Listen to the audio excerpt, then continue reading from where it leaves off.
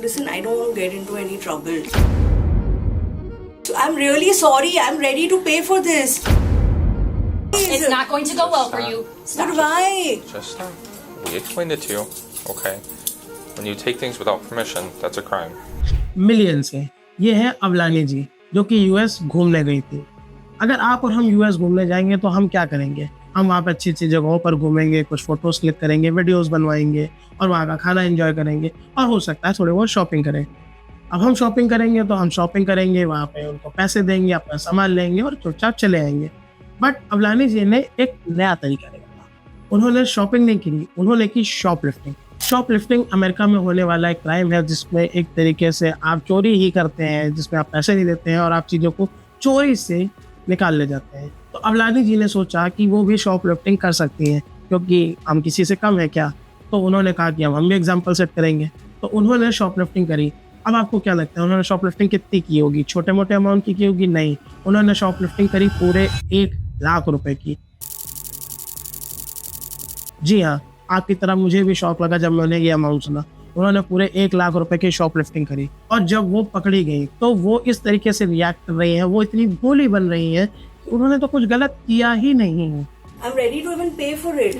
Does not work like that. I don't know why you keep saying the same thing over and over again. So what do you want me to do? I just want you to be quiet for right now. Police के body cam में साफ साफ दिख रहा है कि वो बार बार एक ही चीज़ कह रही हैं कि I am ready to pay for it, I am ready to pay for it. उन्हें जैसे लग रहा है कि बस सॉरी बोलो, पैसे दो और निकल जाओ। हर जगह ऐसा ही चलता है, बट अवलानी जी ऐसे हर जगह नहीं चलता है। एक लेडी इंस्पेक्टर साफ साफ इस फुटेज में ये कहते दिख रही है कि why are you repeating these lines again and again. उन्होंने इस चीज़ को इतना नॉर्मलाइज कर दिया है कि अगर आप वीडियो देखेंगे तो वो इसमें विक्टिम नजर आ रही हैं, बट उन्होंने चोरी की है। 767, if it is that much, I don't mind paying you. No. और यहाँ पर बात मिसकम्युनिकेशन की नहीं आती है। अगर आप इस फुटेज को ध्यान से देखेंगे तो आपको इसमें साफ साफ दिखेगा कि she is able to communicate very well in English. वो काफ़ी अच्छे से कम्युनिकेट कर पा रही हैं, तो यहाँ पे मिसकम्युनिकेशन का कोई बैरियर है ही नहीं। उन्होंने जान के ये गलती करी है और इसके लिए जब उन्हें पनिश किया जा रहा है तो वो इस तरीके से रिएक्ट कर रही हैं कि उनसे गलती हो गई है, उन्होंने पूछा था, वो कॉल पर थी और उन्होंने फंसाया गया एक तरीके से। अगर आप मेरी जगह होते तो आप खुद सोच के देखिए कि आपको शॉपिंग करने में 7 घंटे लग रहे हैं। अब यहाँ पर बात आती है कि एज एन इंडियन इसका हमारे ऊपर क्या इम्पैक्ट पड़ेगा। जैसे ही ये वीडियो वायरल हुआ, इंटरनेट पे तमाम सोशल मीडिया पेजेस हैं जो सिर्फ इस चीज़ को पोर्ट्रे करने में लगे रहते हैं कि हम इंडियंस कुछ भी अच्छा डिज़र्व नहीं करते हैं। सोशल मीडिया पर ही एक पेज है जिसका नाम है इंडियन इन्वेजन। उन्होंने इस वीडियो को इंस्टेंटली शेयर किया और उनके इस वीडियो को शेयर करते ही ये न्यूज़ काफ़ी ज़्यादा वायरल हो गई। अब इस वीडियो के वायरल होते ही नेक्स्ट डे यूएस एम्बेसी ने ऑफिशियली ये ट्वीट किया है कि इन फ्यूचर अब अगर कोई इंडियन ऐसा कुछ करते पाया गया या उसका किसी भी ऐसी एक्टिविटी में कोई भी इन्वॉल्वमेंट हुआ तो उनका जो वीज़ा है वो परमानेंटली बैन हो सकता है। इस बात की सीरियसनेस को समझिए। अगर हम इस तरीके से करते रहेंगे तो आने वाले टाइम में जो हमारे इंटरनेशनल स्टूडेंट्स हैं जो इंडिया से बाहर पढ़ने के लिए जाना चाहते हैं उन्हें कितनी सारी प्रॉब्लम्स को फेस करना पड़ेगा। क्यों? क्योंकि हम अपनी इमेज किस तरीके से पोर्ट्रे करके बाहर आ रहे हैं कि लोग हमारी रिस्पेक्ट करना तो छोड़िए, वो हमको कहीं अपने साथ खड़ा भी नहीं रखना चाहते हैं। बहुत सारे ऐसे इंसिडेंट्स हैं, जैसे कि बहुत सारे इंटरनेशनल ट्रैवलर्स की मैं स्टोरीज़ देखता हूँ, उनके ट्वीट्स देखता हूँ, वो इस चीज़ का जिक्र बार बार करते हैं कि एज एन इंडियन हम बाहर फेमस ही हो चुके हैं रूल्स तोड़ने के लिए, पब्लिक प्राइवेसी की बैंड बजाने के लिए, जो कि बहुत ज़्यादा गलत है। हमें पजीत कहा जाता है और भी बहुत सारे ऐसे नामों से हमें बनाया जाता है जो कि बहुत गलत है।